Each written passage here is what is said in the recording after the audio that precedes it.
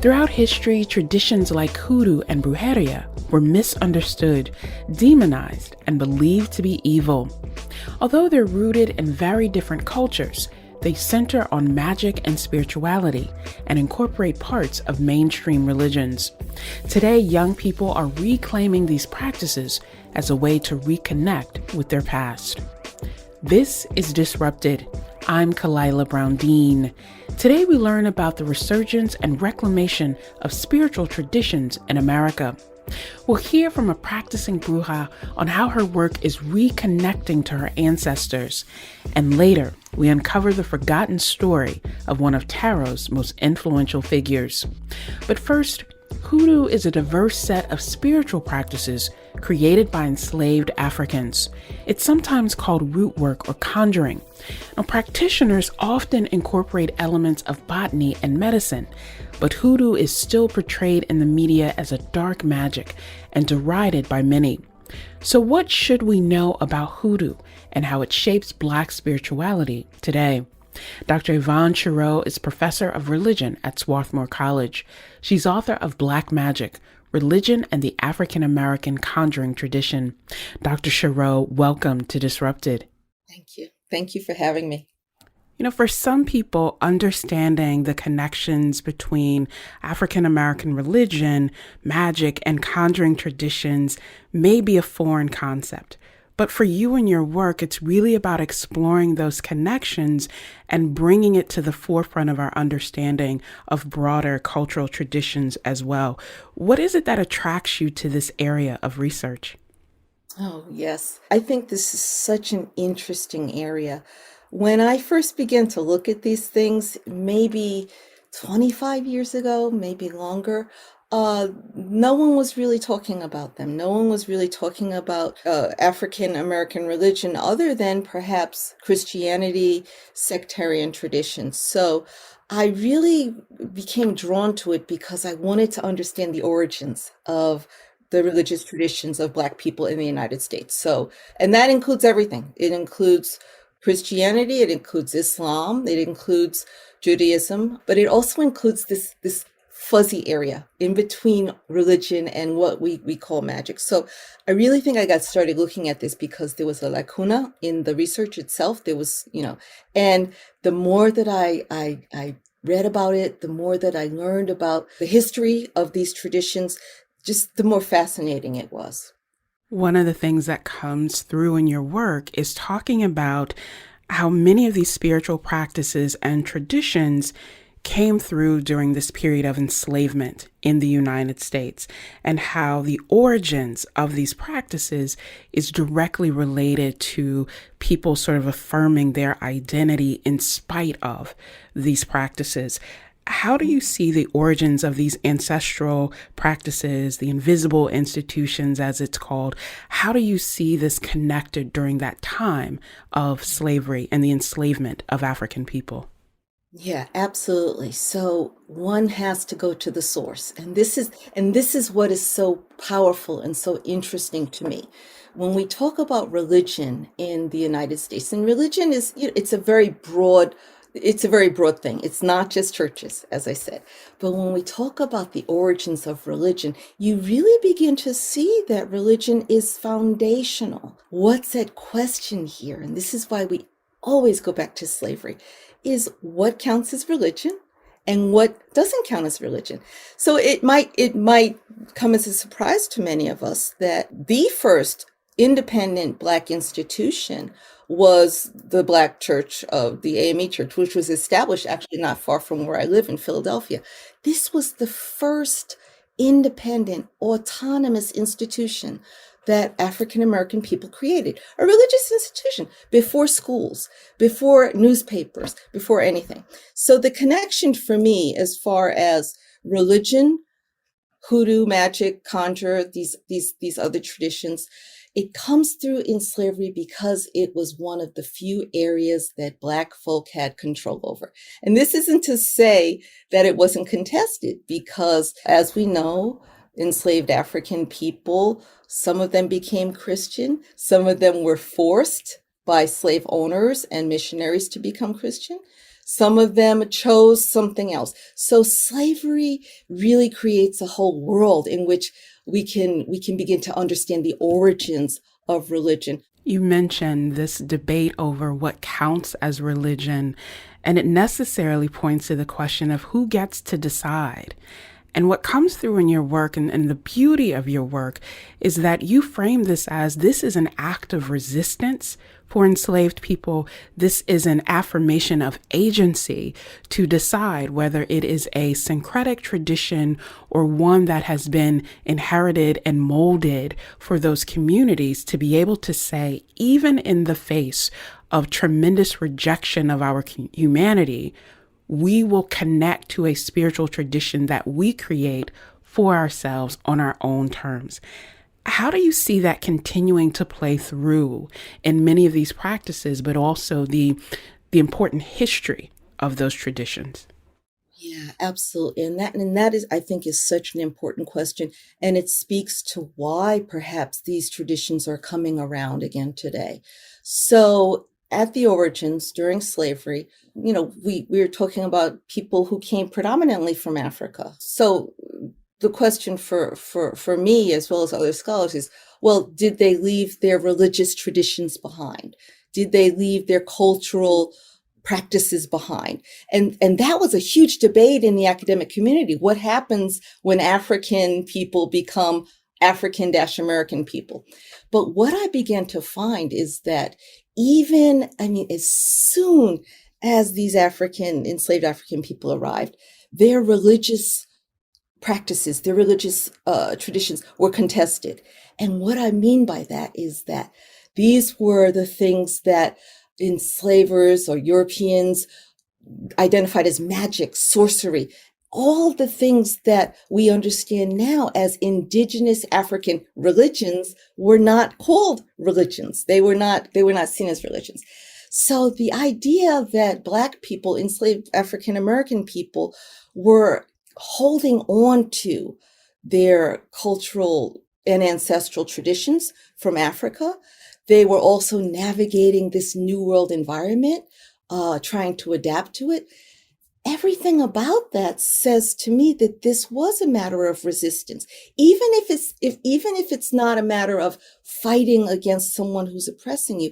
It's holding on to something that was of value. It's holding on to a piece of home, so to speak. But it's also that these magical traditions were used to mediate relationships. So there is a resistance element in that magic, or what I call hoodoo and conjure, is used as a form of mediating conflicts.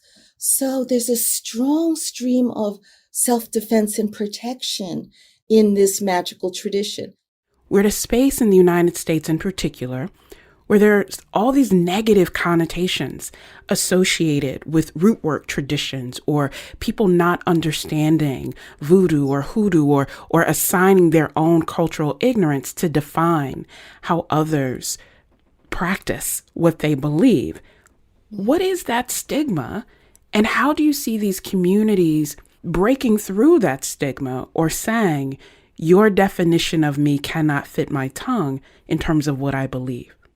I would say, first, it's not unique to this tradition. We are a religious nation, but we also are a nation that has a history of religious conflict between different groups. So that, on the one hand, is to be expected. If you're not part of the norm, you're basically the other, and we have ways of demonizing, casting aside the other. But I would also say that part of the fear that comes from, I've been looking at this for a long time. You see that sort of fear partially emerging in slavery from the enslavers. Okay, so, this is an alternative source of power. This is something that those who oppressed the enslaved people, they couldn't touch, as you stated. Fast forward to today, there is, I think, a kind of fear or concern that this represents a kind of alternative power that is not legitimate. Now, this is sort of the controversy with the title of my book. When people see Black magic, it's sort of like a shiver goes through them. There's something that's very, scary, or even the word voodoo, which is something I kind of looked at too. So those kinds of tropes and memes are there too. I love to see a celebration of Black magic, Black spirituality, instead of this sort of focus on the negatives. So what we see now is young people turning back to these traditions as a form of cultural heritage. It's not something to be feared, it's something to be embraced. But what I see, the power of this, and I'm not sure what there is to be afraid of, is that young people, Black people, are turning to reclaim the ancestral spirituality, whatever forms it takes. And sometimes it's just as simple as, I looked at these young people this weekend, and they're going and they're cleaning off the cemeteries, the graves. We tend to emphasize, the conflict and the resistance part, but we're not focusing so much on the healing aspects of the tradition. And I'd really like to see more of that. Let's talk then about the healing and the connection. And as you mentioned, younger people, particularly Black women and girls, are connecting to this and finding a source of strength and anchor in a world that increasingly feels hostile to their interest and to their connections. And you've also talked about the role of Zora Neale Hurston, who, I always think of her work and how in her time she made it clear how the world sees Black women and girls. And so for this tradition to be this space, for them to be affirmed, to work against all of those negative connotations, but to create something positive, it raises the question then, Professor, of who owns or should be part of this tradition. If this is a tradition born out of the experiences of African peoples across the diaspora, connected to the enslavement of Africans here in the United States and across the world, what does it mean when people who do not share that identity then want to come into this space? Do you see that as a challenge, a misalignment? Or is it this idea to borrow from our friends in the Christian tradition of whosoever is willing to come into this space with reverence?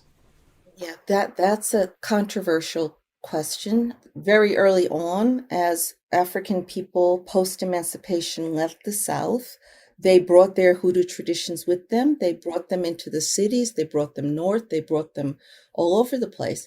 And there's a certain point in the 20th century when these traditions become marketed. They become commodified. And that is when you see more people from outside of the African American community begin to get involved. And I'm talking early 20th century, maybe turn of the century. Fast forward to today, and hoodoo is a brand. It's marketed, it's commodified. The cat is already out of the bag. Black people, white people, it's an international tradition. But I think that looking at hoodoo as a commodity only sort of obscures what I believe it really is. I was just speaking to a hoodoo practitioner about this very question, and he said, it's in the blood. If you're African American, it's in the blood. It's cultural. So you can say, well, I'm not part of the community, and I'm not a Black person, and I want to be part of it. But if it's not in the blood, you can't be a part of it. And the way that I take that is, again, there's the practices of the tradition, the magic, the technical things, the healing work. That's all very well and good. But the ancestral reverence that gives hoodoo its power. If one is not Black American or does not have African ancestors, you simply don't have that connection. I am arguing strongly that the invisible institution of slavery was an ancestral tradition that has come around today. So that's a long way of saying that people from outside of the community, people who do not have it in the blood, so to speak, they can practice, but if the work is empowered by the enslaved ancestors, which I believe it is, that will be lacking in the work. I do want to speak to your question about women. I do believe that women are the healers, and Zora Neale Hurston bless her, because not only did she identify the sources of this tradition and the roots of this tradition, and look at women, and she called the Black woman the mule of the earth, that these healing practices, and the healing practices that emerged in slavery, they were also based in herbalism, which was called root work, but also a deep, deep, deep understanding and relationship to the earth. Way back in the, in the 1600s with these African American people, the women were the ones who cultivated those traditions. I am seeing similar things today. There have been women that have maintained strands and threads of a healing tradition, which we know is so important in Black communities. So I see that since women are the healing practitioners, and that this healing tradition also has a lot to say about the human relationship to nature and the earth, I think that it's so vitally important that we look at women and gender with respect to the tradition as well, because it's so relevant for what's going on today. Dr. Yvonne Chirot is professor of religion at Swarthmore College. She's author of Black Magic, Religion and the African American Conjuring Tradition. Professor, thank you. Thank you. This has been wonderful. When we return, a conversation with a practicing bruja on the importance of Latinos exploring their ancestral traditions and the life and legacy of Pamela Coleman-Smith. This is Disrupted. Stay with us.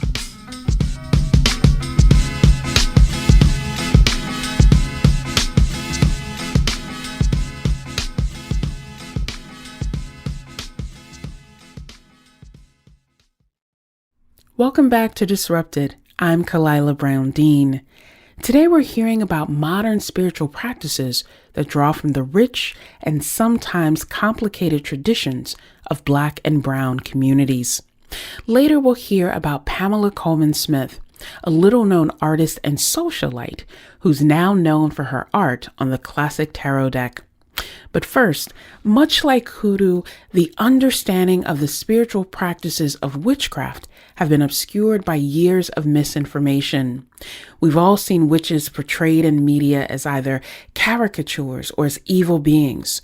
But in Latin America, witchcraft is often known as brujeria, and it encompasses a wide range of traditions. Our next guest says it most commonly refers to communities in Puerto Rico and across the Caribbean, and it emerged in the 1500s in response to colonization.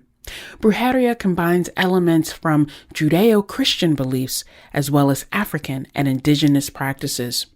Dr. Lorraine Montague is a practicing bruja and the author of the recent book, Brujas, The Magic and Power of Witches of Color.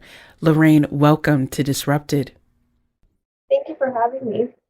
The term bruja has seen a surge in use in America over the last few years, but it still might be unfamiliar to some in our audience. So what does it mean to be a bruja and to practice brujeria?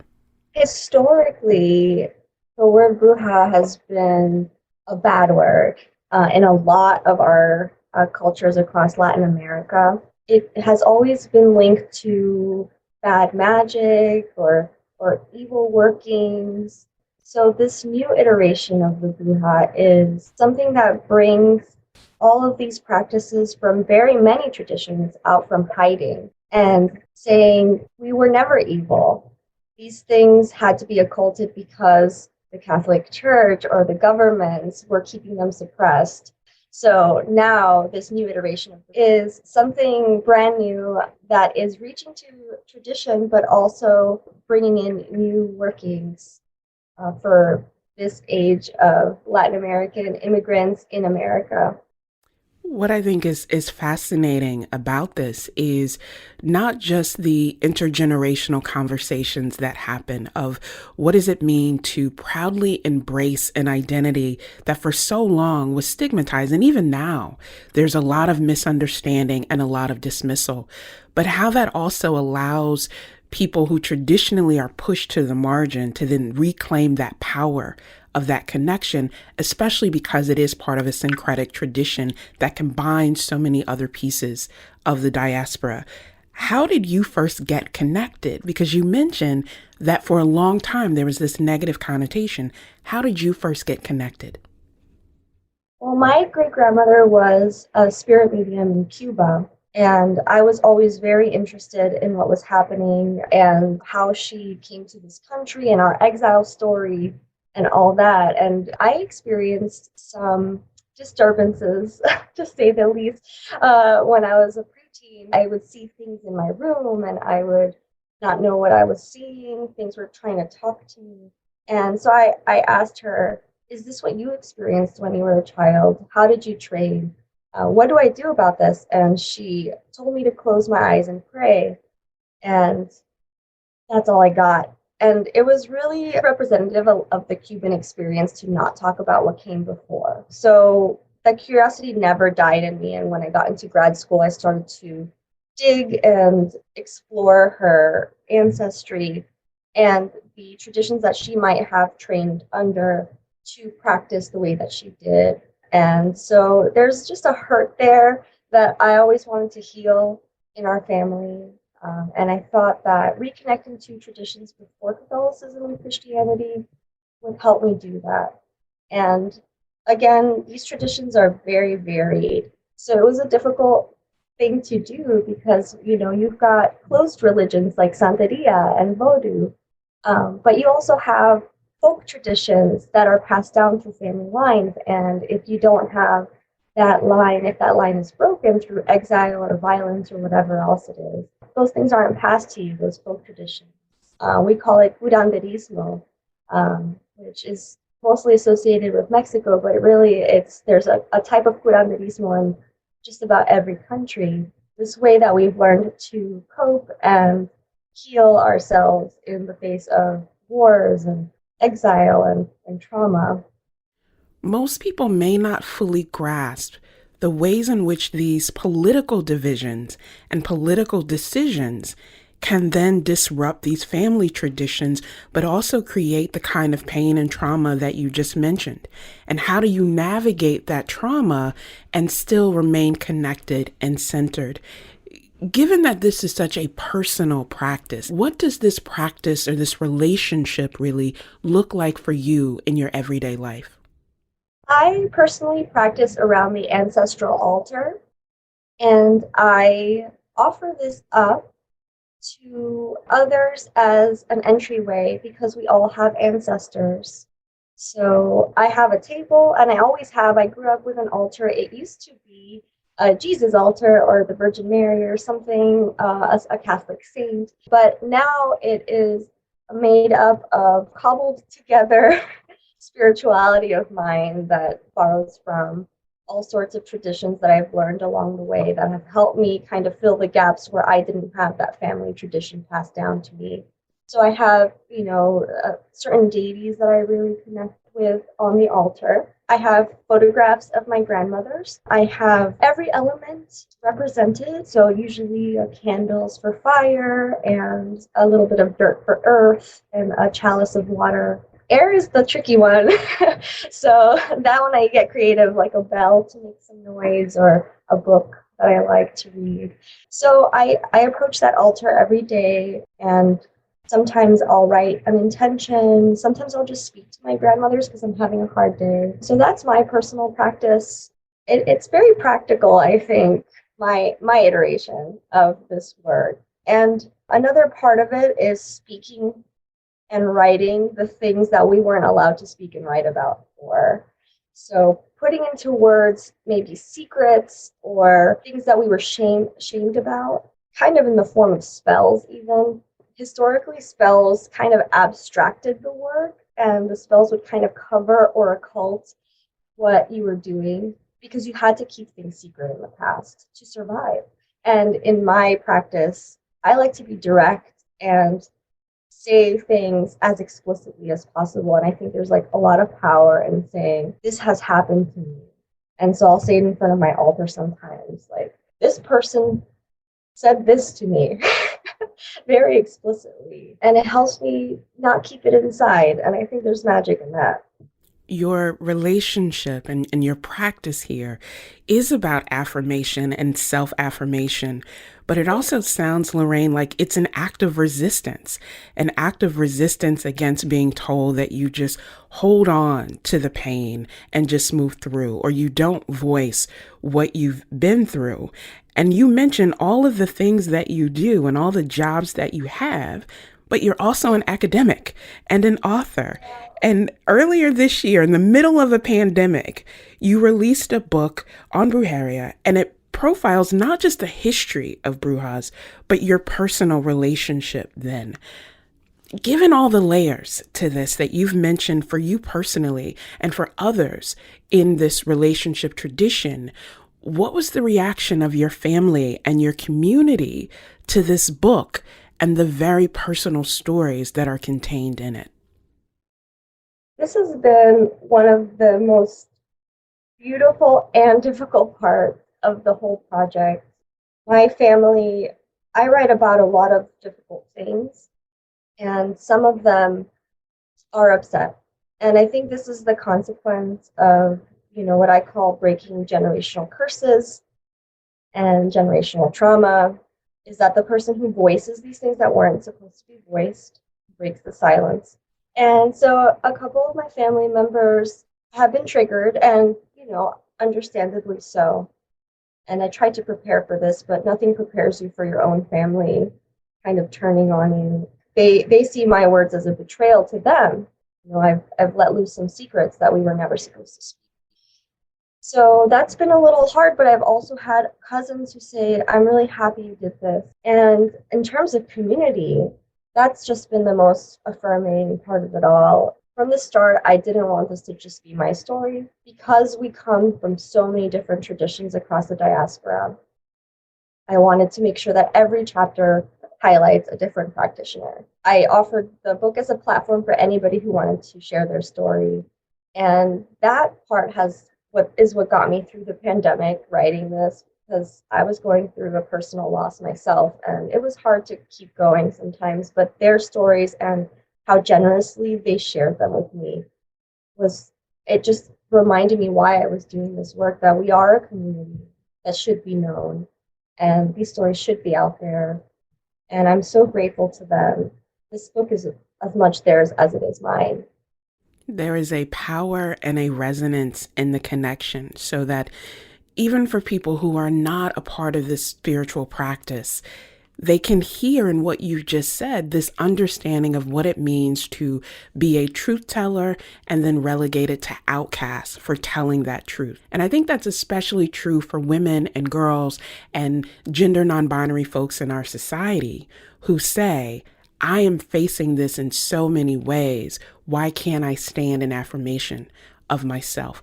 What do you say to young people who are trying to figure out their way navigating this, whether they believe that they are called to be a bruja or just simply dealing with the kinds of challenges that you mentioned? What's the message to young people? You are not alone. I wish I had known that when I was a kid. We didn't have social media, so I really did think I was alone. So I guess my message is to connect in any way that's comfortable for you. It took me many years, decades really, to get to the point where I wrote a book so publicly and I can speak about it.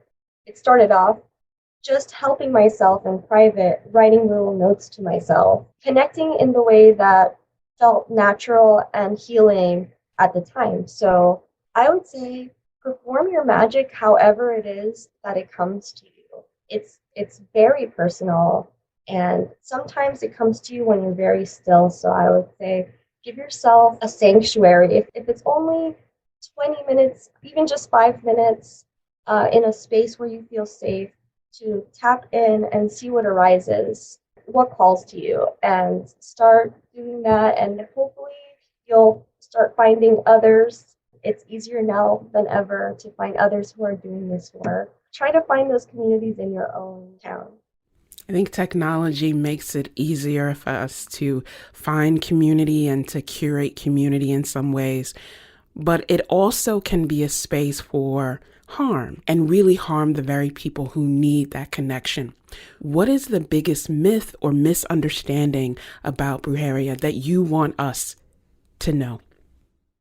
I guess a myth is that you have to have been from a certain tradition or be from a certain place to be able to practice magic. And I think anybody can do it, though we do have to be conscious of those traditions that we are learning from and do what we can to not appropriate harmfully from traditions that have been historically, oppressed for those very same practices, especially when we're talking about native practices. So when we're using sage, for instance, it's a really easy example.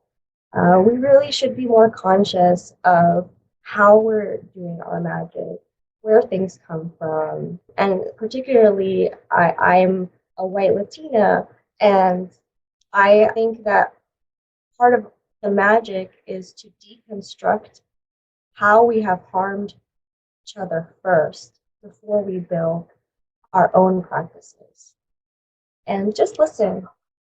Thank you for the reminder of the need to listen to one another and practice a little cultural humility as we are doing that.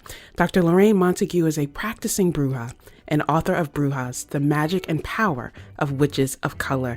Thank you so much for joining us. Thank you so much for having me. It's been wonderful. After the break, the forgotten story of Pamela Coleman-Smith and how she was so much more than just a tarot artist. This is Disrupted. We'll be right back.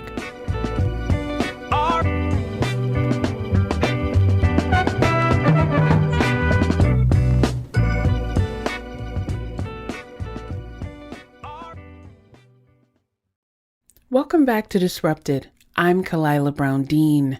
A 2018 study from the Pew Research Center found that nearly half of all Americans believe in psychics, and that increased growth has brought more attention to the people who influence the practice.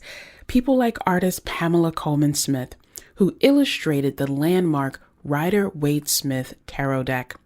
Today, more than 100 million copies of that deck are in circulation across the world, and it is now the most popular tarot deck ever made. Coleman-Smith made very little money on the commission, and she died in obscurity in 1951. But her mark on tarot was just one small part of a more fascinating story. Her life is cataloged in a new book titled Pamela Coleman-Smith, Artist, Feminist, and Mystic. Its author is Dr. Elizabeth Foley O'Connor. She's Associate Professor of English and Director of the Gender Studies program at Washington College. Elizabeth, welcome to Disrupted. Thank you so much. You've written this book about Pamela Coleman-Smith, and many people would say that it is offering her this long overdue moment of recognition. Who was Pamela Coleman-Smith, and why is it important to tell her story now? Well, I like to think of the book as contributing to work done over the last 30, 40 years to bring her important contributions, not just to the Rider-Waite-Smith deck to the forefront, but also her many other contributions as a editor, a folklorist, a poet, a suffragist, and of course, a fine artist and illustrator. The designs she did for the 1909 tarot deck are definitely her best known contributions today. And ironically, for much of the last 70 years, haven't even been known under her name until relatively recently. But I do think she is an important figure, and I think the time is right to bring more attention to not just the tarot images, but also to the wide body of work that she did. So let's talk about some of those gaps in our understanding, because as you said, her work is now known for the tarot deck and her art and the illustrations. So I emphasize now known because for so long, she was not even credited for that work. But beyond filling in those gaps around her artistry, there are now these questions about her identity and her ancestry, with many people saying, oh, she was a woman of color. Let's affirm this in the spiritual circle. But your work points out that actually her racial identity is much less clear when we think about her place in that space. Talk to us about what we do know about her background and why that is significant given the time that she was actually working. Yeah, I mean, it's very significant to me. And you're exactly right that more recently, many people in the tarot community and beyond have embraced her as a woman of color. And what I think is important to note is that she was perceived by many of her friends and contemporaries as a person of color. She was consistently othered. She was viewed as Black, as Afro-Jamaican. And I think all of that racial othering definitely does contribute to her reception that she had in the early decades of the 20th century. But then that was followed quite precipitously by a decline into poverty and anonymity. And as you note, the deck was really not known under her name for most of the 20th century. The other part of this is that she was born into wealthy white Brooklyn, New York-based families on both her mother and her father's side. And one of the reasons why so many people both today and even during her lifetime thought that she was a person of color, can be seen in lots of photographic evidence, but we just don't know. She may have been adopted. One thing I can say is that she was born February 16th in London, but her birth certificate was actually not registered until the end of March. And that kind of delay was a bit unusual, but we just don't know why. There is this complex mystery surrounding the circumstances of her birth, but also the conditions at the end of her life. But in between those two markers is this woman who, in spite of being othered because of an ambiguous racial identity, and I say ambiguous in terms of how it was perceived at the time, there was othering and questions about her gender identity and her sexual orientation, and a lot of claims made. And in spite of that othering, and in some ways maybe because of the othering, Pamela Coleman-Smith played this key role in the lives of other prominent people. Thinking about Yeats, for example, or T.S. Eliot. How was she able at that time in history to play this key role? And why do you think it's important to affirm that and lift it up in understanding her life? Well, I think it's super central to understanding her life. Pamela Coleman-Smith, in many ways, was a key connector of many different strains of modernist literature and art and culture in the early 20th century. You mentioned W.B. Yeats, and she collaborated with him. One of her first published illustrations was of a 1896 play he did, The Land of Heart's Desire. Yeats was a key mentor and helped her in the creation of The Green Sheaf, was the little magazine that she edited and published by herself. She was one of Yeats's chanters, as a group of people who performed his poems. She famously actually kind of broke with him after a few years because, and this sets up a pattern that when she disagreed with people, she wasn't one to go along, right? She had her own ideas and her own beliefs about her art and the direction it should take, and she didn't suffer fools, right? And if somebody disagreed with her, she was not going to defer, especially if it was a more powerful person. And her little magazine, The Green Sheaf, is a great example of her ability to bring together all of these disparate groups that often they did kind of interact, but are often by literary historians and others not seen so much as interacting. Like The Green Sheaf has contributions by many members of the Irish Literary Revival, J.M. Singh and Lady Augusta Gregory and A.E., and those are alongside more mystical contributions, so her Golden Dawn friends, and then work by different Lyceum theater actors, and then a lot of unknown women writers. Some of those I think are pseudonyms, but unfortunately most of the records for The Green Sheaf were destroyed or lost, and we don't have some of that background.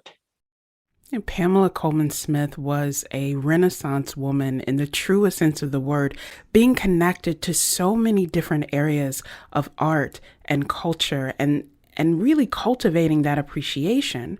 But as you mentioned, she is most well known for her work on tarot and the tarot deck, and how her creations and illustrations live on long past her time. What was her artistic style look like in connection to the tarot deck? And what do we see now in terms of where that art continues to exist? Oh, that's a great question. So Pamela, like a lot of artists, especially of this time period, had a diverse series of influences. She was very influenced by the arts and crafts movement and some of the children's book illustrations, Caldecott and Kate Greenaway of the late 19th century. She studied at Pratt under Arthur Wesley Dow, where she was introduced to the influence of Japanese artists. Her style, like many artists, did evolve over, the roughly 40 years or so that she was most active. Beginning in the early 20th century, she started to have these visions. It's most closely believed to be a type of synesthesia, right? Where she would hear music and instead of maybe seeing colors, see actually visions. She talked about it as being a window opened into another world. And the tarot images, their tarot designs, which were which were finished in December of 1909. It's really unclear when she started working on them. She had several exhibitions at Alfred Stieglitz's Fine Art Gallery in New York. In that first Stieglitz exhibit in 1907, there's several images that are similar actually to the tarot designs, and that there's been so much controversy. A.E. Waite kind of stirred some of this. He famously talked about how Pamela was a draughtsman, right? She had to be spoon fed, but there is evidence that she was drawing on some of these images and starting not necessarily to create tarot designs, but a lot of the symbolism and an imagery that she would incorporate into the tarot cards was started several years earlier, right? And you can see, where there's the focus on the gender fluid characters and a lot of some of the repeating images and positionings that carry throughout. There's also a lot of connections between some of the imagery and symbolism from these minor arcana cards with her fine art paintings from the time. And in the book, I talk about how the cards were an important pivotal moment for the development of her own kind of feminist symbolic lexicon. She was really far ahead of her time, and yet remains this underappreciated figure in so many areas. And there's a Connecticut connection here because U.S. Games, which is based here in Stamford, Connecticut, is the largest distributor of the Waite-Smith Tarot.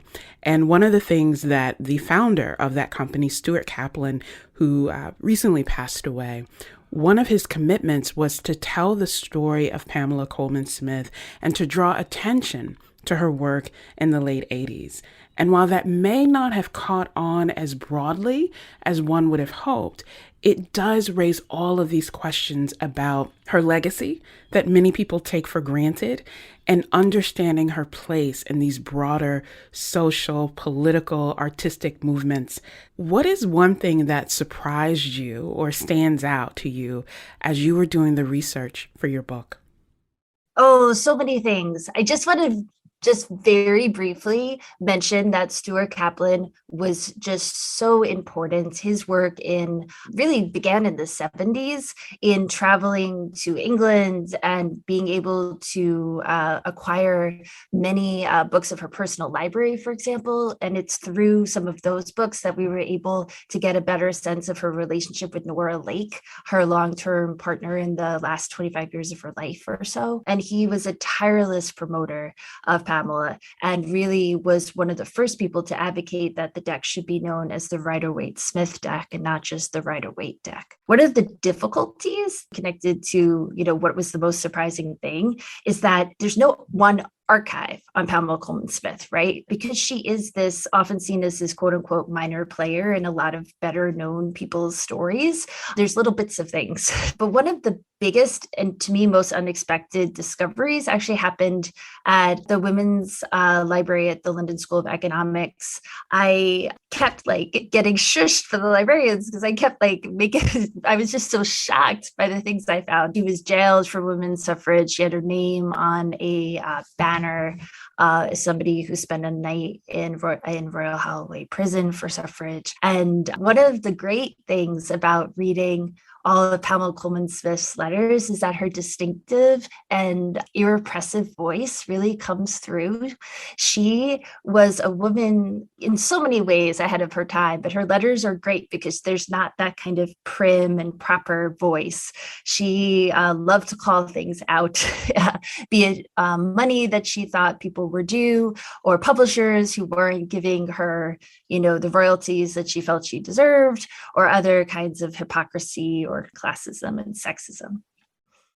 To fight for women's rights, to demand access to the ballot at that time was a criminal offense, and it risked a lot when women were particularly vulnerable to the actions of the state. What do you see as Pamela Coleman-Smith's legacy? Oh, that's a great question. I mean, I think Pamela Coleman-Smith is a wonderful person to focus on for the early 21st century because she was a woman truly ahead of her time. You mentioned before her gender identity, and I didn't really address that part of the question. And we don't know a lot of specifics. There is, as I mentioned earlier, some pretty good evidence that her long-term partnership with Nora Lake was more than just a kind of platonic friendship. Again, lesbianism was really only becoming emerging as a sexual identity, right, in a cultural identity in the early 20th century. But one of the things that strikes me is that early in her career, after she returned to England in 1900, she adopted this pixie identity. She was really drawn to trickster figures. She did a whole series of folklore on the Afro-Jamaican Anansi figure, but she also really was interested in pixies. And for years, she signed all of her correspondence in green ink, and you can read into that what you may, as Pixie. And I think she really was trying to carve out for herself a space that was not as closely controlled by strict gender identities, be it male or female. She never married or had children, and she primarily had very close relationships with women. But I do think she is a great figure because she pretty early on figured out who she was and what she wanted, and she was not going to be constrained by others who wanted to put her in preordained boxes, right? And so much of that was connected to questions about her race, her gender, her class, all of these things. And, after World War I in 1919, she actually moved to Cornwall, the Lizard and the kind of southwest tip of England. She seems to have wanted to distance herself from London. I'm sure the war played a role in it. I think she, wanted an escape. I mean, it's beautiful. It's right by the water. It's possible that it reminded her of the time she spent in Jamaica as an adolescent. But that time, even though it was in Cornwall that she eventually met Nora, she was very much plagued with poverty, and it was a hard time for her. Dr. Elizabeth Foley O'Connor is Associate Professor of English, Director of the Gender Studies Program at Washington College in Maryland, and author of Pamela Coleman-Smith, artist, feminist, and mystic. Elizabeth, thank you so much for joining us. Thank you so much for having me. To find pictures of Pamela Coleman-Smith work, you can check out our website at ctpublic.org/disrupted. Disrupted is produced by James Szkobel-Wolff, Szkobel-Wolff, Collier, and Catie Talarski. Our interns are B. Levine and Dylan Reyes. I'm Kalila Brown-Dean. Thanks for listening.